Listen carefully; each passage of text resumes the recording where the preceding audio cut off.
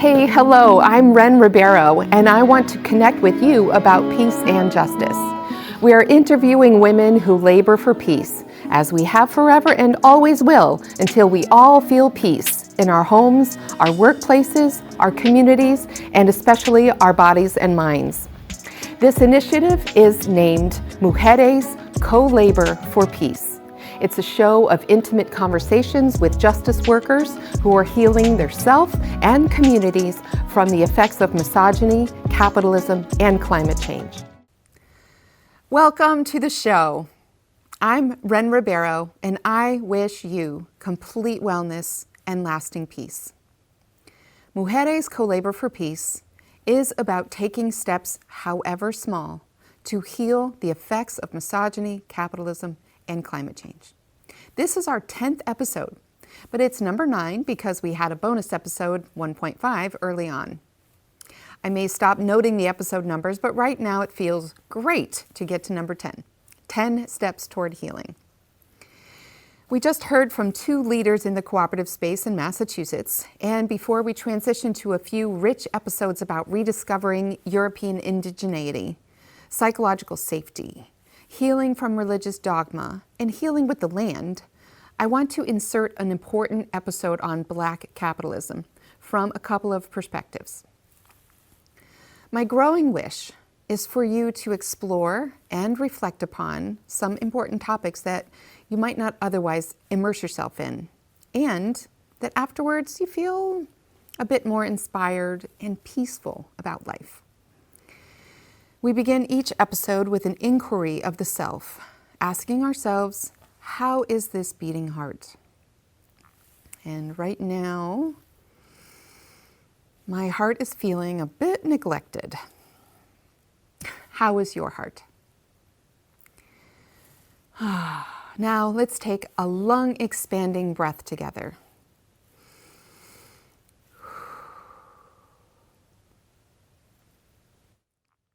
The intimate conversation today is about understanding lasting impacts of capitalism. We explored a few of the big themes of capitalism in episode 6, lending, public banking, and profit-seeking, like the too big to fail banks that were bailed out with tax dollars in 2008. Today, we'll delve into an emotional PhD level of capitalism. Perhaps it is no coincidence that I am preparing for this show on the same day that Reverend Dr. Liz Theo-Harris and Bishop William Barber are hosting a rally at the 54th Regiment Memorial in Boston Common, while simultaneously hosting rallies with leaders at 31 other state capitals. Their Poor People's Campaign is focused on holding policymakers accountable for the policy violence against impoverished Americans, including 2,342,000 poor and low-income folks in Massachusetts. They are building a third Reconstruction to, among many demands, abolish poverty as the 4th leading cause of death in the United States. Poverty.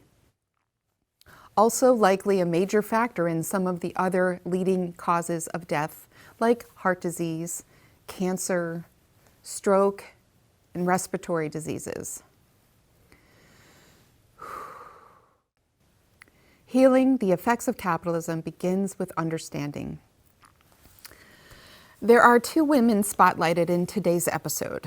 One is Patrice Kahn-Cullors, co-founder of Black Lives Matter and a prison abolitionist in Los Angeles, through the Dignity and Power Now organization she founded, and the Coalition to End Sheriff Violence in LA Jails.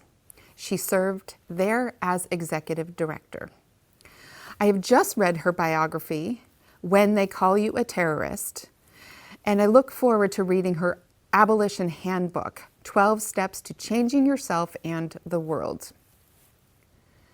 The other woman spotlighted is Mahersa Baradaran, the author of The Color of Money, which is praised in a book review stating, Baradaran's point is to show how white and black Americans effectively live in two separate economies. As a work of history, the book contains a disturbingly coherent narrative of racist plunder spanning from the Freedmen's Bureau Bank in 1865 to today's payday lenders. Baradarian's book is a must-read for anyone interested in closing America's racial wealth gap. Hopefully everyone. Another review states, Baradarian's brilliant and devastating analysis leads to an irrefutable conclusion. The racial wealth gap is the product of state law and public policy, and will only be reversed when the same governmental tools that created segregation and discrimination are deployed to end it. Remember that tax-funded big bank bailout in 2008? Baradarian's research reveals that this crisis devoured more than half of the wealth of the black community, quote, proving once again the adage that when Wall Street catches a cold, Harlem gets pneumonia. In Patrisse Culler's book, When They Call You a Terrorist, we learn that a human is killed by a police officer in California every 72 hours. She expands on the Poor People's Campaign statistic about poverty as a leading cause of death by stating that there are no data about the collateral deaths from months and years of grief spent mourning, or the depression that becomes addiction, that becomes cirrhosis, or diabetes that becomes a fatal stroke. Culler's home and her partner was assaulted by the police in the middle of the night after she co-founded Black Lives Matter. But the terrorism her father and brother experienced, along with numerous friends and other humans she shares stories of in her book, are what keep her rising up and overcoming incredible hurdles. She leaves us with 4 definitions of terrorism based on this lived experience. 1, terrorism is being stalked and surveilled simply because you are alive. 2, and terrorism is being put in solitary confinement and starved and beaten. 3, and terrorism is not being able to feed your children despite working 3 jobs. 4, and terrorism is not having a decent school or a place to play. The solitary confinement, starvation, and beatings her brother Monty survived, not to mention the denial of and wrongful medications that exacerbated his mental illness, were the result of a fender bender. He yelled at a white woman who called the police, who beat him so badly he needed hospitalization. It was one devastation after another, where there is no margin for error. If you understand anything about the prison industrial complex, you know that it is first and foremost an institution of economics. What Monty endured is beyond gut-wrenching. I have family members with mental illness who have had fender benders, but also have the privilege of being white. When Cullers describes being at a court hearing for her brother and seeing his strapped down, emaciated body wheeled out on a stretcher and hearing him cry out for his mother, I sobbed. I'm about to sob again. After she had time to process her own experience, she writes, "Is this what it is to be a mother who has to carry the weight of having to protect her children in a world that is conspiring to kill them? Are you forced to exist within a terrible trinary of emotion, rage, grief, or guilt? What of the joy and peace that loving a child brings? What of pride and hope? Want to take a break? Is she one in a long line of Black mothers limited to survival mode or grief?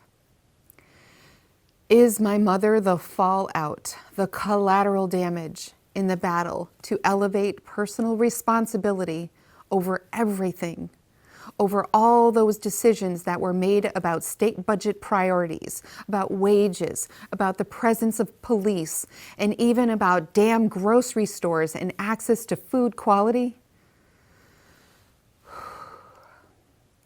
Let's really talk about and share these lived stories. There is so much more to say here. And Michelle Alexander's book, The New Jim Crow, has a 10th anniversary edition available. Let's read that.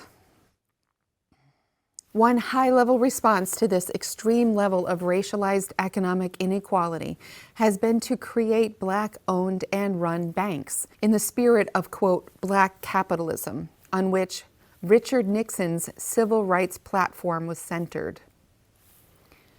Killer Mike and Ryan Glover are founders of Greenwood, a financial system for circulating Black money that acts like a bank but is not technically a bank. Super creative. The issue with banking is deep and gnarly, and I am glad that I infiltrated banking years ago so that I can appreciate the creativity it takes to do right by the Black community. In contrast to the temporarily segregated banks created by Italian, Jewish, German, Irish, and Asian immigrants, Blacks were not granted formative, government-guaranteed low-interest mortgage loans, nor welcomed to settle into suburbs. This includes the GI Bill benefits that were not granted to the 1.2 million Black veterans. Literally only 0.7% of Black veterans were able to access the benefits that granted free college and home ownership to a generation of mostly white veterans, paid for with roughly 50% of the U.S. budget at that time. The Bank of Italy merged into mainstream U.S. banking, like many others, and is now the Bank of America. Unlike Black Americans, white passing immigrants eventually left their overcrowded ghettos and settled into suburbs that barred Blacks through acts of violence, racial covenants, and zoning restrictions like redlining. Again, healing the effects of capitalism requires all white identified people to understand this political undercurrent of the flow, the currency, and power of money.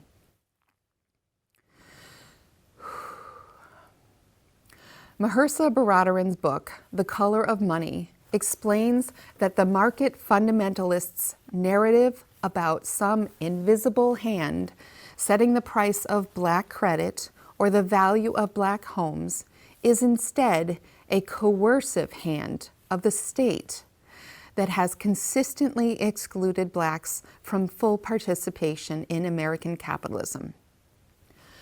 Hers is, quote, a story of economics, politics, and laws that sowed the seeds of injustice into the soil of the American economy.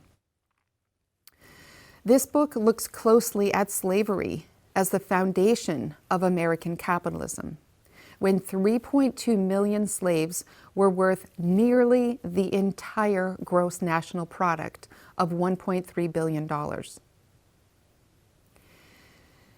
It reveals critical imbalances of accounting, including the 150 years of wealth stagnation for Black families since the Emancipation Proclamation signed in 1863, and the fact that 60% of the Black population is unbanked or underbanked, in contrast to 20% of the white population.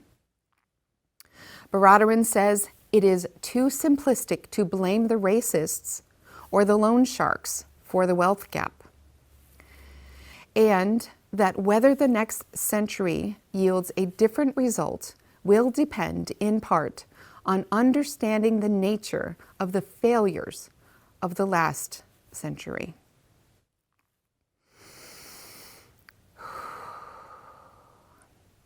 These details from Patrice Khan-Cullors and Mahersa Baradaran are just scratching the surface of Black capitalism. We'll shift gears for a few episodes to hear from guests more generally about healing, including through ceremony and ancestry, through unpacking the emotional impacts of religious dogma, and what psychological safety means. But we'll close today with an inspiring and inspired organization in Minneapolis called REP, Relationships Evolving Possibilities. It's a network of dedicated abolitionists showing up to support others in moments of crisis or urgency, with care and respect for the full dignity and autonomy of the people in crisis. They have a hotline and revolutionary emergency partners, as well as radical ecosystem pods. I love it when folks build up their acronyms with meaning.